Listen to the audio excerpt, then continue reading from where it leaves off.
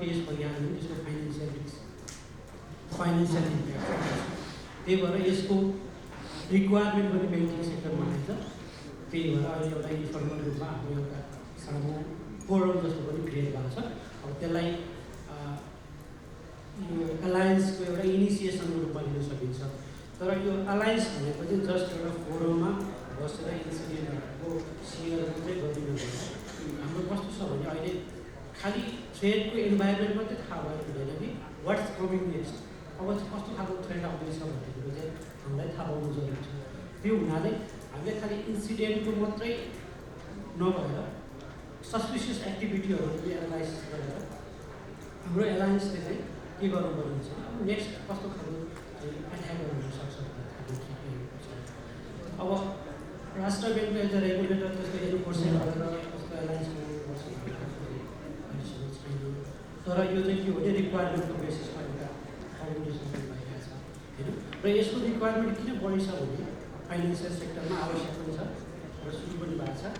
अब हामीले हेऱ्यौँ भने जस्तो अघि पनि यो फ्रडको केस हुन्थ्यो, एनआइसिएस र ब्याङ्कमाथि एउटा सिस्टम फ्रडको केसमा, त्यो फ्रड चाहिँ 2 इयर्स ब्याक बङ्गलादेशमा यो भएको थियो। त्योभन्दा पहिला हाम्रो गरेर भएको थियो भनेको यदि हाम्रो त्यस्तो खालको फोरमहरू वा त्यस्तो खालको चाहिँ ट्रेडको इन्टेलिजेन्स सेयरिङ गर्ने मेकानिजम भएको भए हामीलाई के हुन्छ भने यस्तो खालको फ्रड हुनसक्छ भने हामीलाई पहिला थाहा हुन्छ। हामीलाई हाम्रो सेक्युरिटी काउन्टर मेजर्सहरू बलिष्ठ गर्नु। त्यही भएर यो फाइनेन्सियल सेक्टरको यसको इम्प्लिकेसन तर ती खालि इन्सिडेन्टहरूलाई मात्रै सेयर गरेको भएर ट्रेड इन्टेलिजेन्सलाई पनि सेयर गर्नुपर्ने आवश्यकता देखिन्छ। अनि चाहिँ मैले अजित सरको के अरे इन्टरप्रिटेसन गर्न सक्यो भने यो चाहिँ इन्फोर्समेन्ट होइन, रिक्वायरमेन्टको हिसाबले एउटा आएको लुज फोरम हो र सुजित सरले भन्नुभएको हिसाबले चाहिँ एक्सपर्टिजलाई कसरी हामीले इन्हान्स गर्ने भन्ने रूपमा चाहिँ आएको हो। मैले यसरी बुझ्न ठिक छ यो? ठिक छ सुजित सर? म त्यसो भए चाहिँ विवेक सरतिर आउने प्रयास गरेँ। विवेक सर यो प्लिज खास भन्दाखेरि exactly it's not a kind of very structured formal जुन विवेक सर हुनुहुन्छ expert I think will get lot of guidance. म त्यही प्रश्न यसमा चाहिँ क्विकली भने 30 सेकेन्डमा यो चाहिँ कुनै पनि कन्ट्रीमा तपाईँहरूले हेर्नुभयो भने कुनै पनि चाहे त्यो सर्ट भनौँ त्यो फर्स्ट स्टार्टिङ चाहिँ त्यो कम्प्लिट बेस्ड हुन्छ बेस्ड अन द निड होइन। जब त्यो कम्युनिटी बेस्ड स्टार्ट हुन्छ based on the need and then government and all the agencies will come. So it's not the point saying that government will do or government has to do. Okay? There's a problem. There's a problem is that the government has a lot of priorities, right? So we need to do it first. We need to test it. We need to the adequacy for this it. And then we can propose the model, which I think they will also support. Banking industry has laid in past also saying that there was no policy, legislation. Like the banking industry, the online banking, they can get a lot of technology they have explored and they have in past implemented. And later on that there were a lot of acts, ETA and all the things have come much later. So I think this can be another sector where we can work together. We can propose a model and government can endorse that. Rather than like all the way around. So coming to Vivek sir, again I'm adding this question, passing on question. One is community based अथवा bottom up approach हो सुरुवातको फेजमा। Sir 2018 सालदेखि sir हामी यो विषय कुरा गरेको समाप्तमा यो 2 दशकको अनुभवमा यो कुरा सुरु भएको धेरै अगाडि नै हो र अहिलेसम्मको क्षेत्रमा आउँदाखेरि सरकारी निकायबाट यो एकदमै फर्मल रूपमा नआएको र हरेक छुट्टा छुट्टै इन्डस्ट्री अथवा अर्गनाइजेसन भित्र मात्रैबाट पनि आएको सन्दर्भहरू छन्। हामी NPCert भनौँ, NPCert भनौँ अथवा अरू सेक्युरिटी इमर्जेन्सी रेस्पोन्स टिम भनौँ, धेरै इक्जाम्पलहरू छन्। मैले विवेक सरको अलिकति एक्सपर्टिजलाई त्यहाँ अलिकति लिन चाहेँ। यो साइबर सेक्युरिटी अलायन्स जस्तोको बिजनेस केस, बिजनेस रिक्वायरमेन्ट के हो, यस्ता अरू कस्ता इक्जाम्पलहरू छन् र नेपालको सन्दर्भमा कुन वे, मैले 3 प्रश्न एकैचोटि राखेँ सरलाई, कुन वे बेटर हुन्छ र एप्रोप्रिएट हुन्छ नेपालको कन्टेक्स्टमा? विवेक सर। म चाहिँ अलिकति अङ्ग्रेजी र नेपाली दुईटैमा भनौँ, because I want to make sure that our guest understands what we are trying to discuss here. We have a very narrow definition of cybersecurity. And because of that, we are defining our stakeholders very narrowly. The speaker earlier talked about a multi-stakeholder approach. Anybody who has interest or who does any work through internet is a stakeholder in this project. Not just the bank, not just people like yourselves or me, or anybody who uses a simple app is a stakeholder. So we have to ensure that our stakeholder views are appropriately captured in what we are trying to deliver. The second thought I have in the business case is we are moving into digital economy. India talks about $3 trillion digital economy. We are trying to put everything. We have online revenue system, online expenditure to national treasury.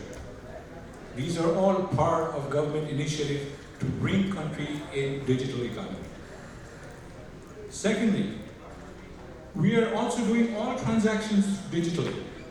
We are speaking digitally, we are transacting digitally, we are transferring funds digitally.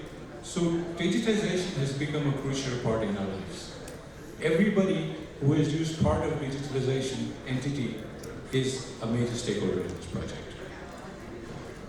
So in order for us to define and say which model works best for us, this is a very hard question because we have to get together and figure it out ourselves, what is going to work best for us. Nobody is going to come and tell us what will work.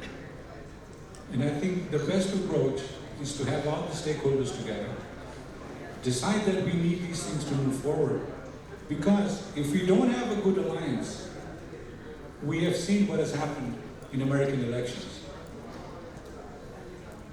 It has gone so differently that internet and hacking systems have been able to change people's mindset. It is not changing money from one bank to the other or siphoning funds to another account, but it has totally changed how people perceive things. And we should learn from them and start doing something on our own so that it can be more tangible. Okay, so probably your discussion हामी अझै फेरि पनि हामी फेरि enter गर्छौँ होला विवेक सरलाई। मैले यहाँ धामी सरलाई चाहिँ एउटा रिक्वेस्ट क्वेसन राख्न चाहे। यो as a investigator as a examiner उहाँको एक्सपिरियन्समा यो एलायन्सको आवश्यकता अथवा रेलेभेन्स के हो र यसले कस्तो काम गर्नुपर्छ भन्ने कुरा चाहिँ धामी सर सरलाई दिइराख्छु। Thank you. By profession, I am superintendent of police, and I am practicing digital forensics and investigation. Last year, 2016, when the Bangladesh case was happening, I was there in Singapore for an digital forensic challenge in Singapore, IGCI.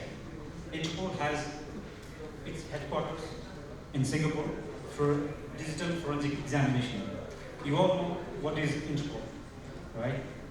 So digital forensics, how can it be related to cyber security alliance? We all know that every organization, every institution has 2 to 3 people at least to take care of IT, right? So it's enough if it is standalone. Since they are connected, they need alliance to fight, because we are facing a same problem, common problem, which has to be combated commonly. It cannot be combated locally. So whether it can be, the alliance can be institutional or can be national, can be regional and international.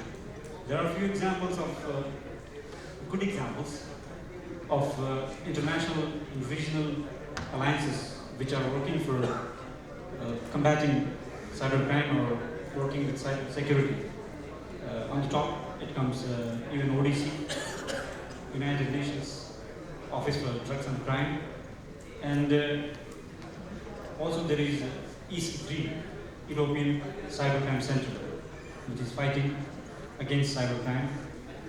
And there is one more international cyber alliance known as IMPACT, which is in Malaysia, near Cyber Jaya. Even the name is Cyber Malaysia. IMPACT, IMPACT, is international multilateral partnership fighting against cyber threat. So yes, cyber threat is common problem. It has to be fought commonly. And digital forensics comes after the cyber incident occurs, so that it can help in the future attacks where the problem can be. That's it, I think. Thank you so much. So, I guess यो क्वेसनलाई अलिकति discuss गर्दै म फेरि सुझाव थप हुन चाहे हैन अघि पनि हाम्रो बेलादेखि डिस्कसन लिएको छ identify protect detect respond recover यो पाँचवटा स्टेप बाइ स्टेप फेजहरू भयो साइबर रेजिलियन्सको अघिको डिस्कसनमा पनि केही कुराहरू आयो तर यो अलायन्सको रूपमा हेर्ने हो भने हामीले चाहिँ यो अघि सरले पनि भन्नुभयो इम्प्याक्ट अरू यो युएनओडिसी त्यसपछि इन्टरपोल केही चाहिँ फर्मल स्ट्रक्चरबाट आइरहेको छ केही चाहिँ मल्टी स्टेक होल्डरबाट आइरहेको छ हैन मल्टी स्टेक होल्डर अप्रोचबाट आएको छ यो तपाईको ब्याङ्किङ सेक्टर रिप्रेजेन्ट गर्नुहुन्छ तर तपाईँ अरू सेक्टरसँग पनि डेफिनेटली कनेक्टेड हुनुहुन्छ यो सन्दर्भमा यो मल्टी स्टेक होल्डर र यो एक्सनलाई लिएर अलायन्सको काम कर्तव्य अथवा अधिकार अलिकति भन्ने हो के कस्तो हुनसक्छ भन्ने कुरा अलिकति सरको चाहिँ इन्साइट्स हामीले पाउन चाहन्छौँ। Thank you. Firstly, within the countries of the alliance, when we go actually there, we can really see that it's basically defending all these cybersecurity related issues around the defense body means it's definitely threat intelligence is one area where the alliance works. As somebody said in earlier presentation also that the intelligence cannot be shared human to human, right? So it has to be a systemic process which will actually share all these intelligence with that anonymity. So I think the alliance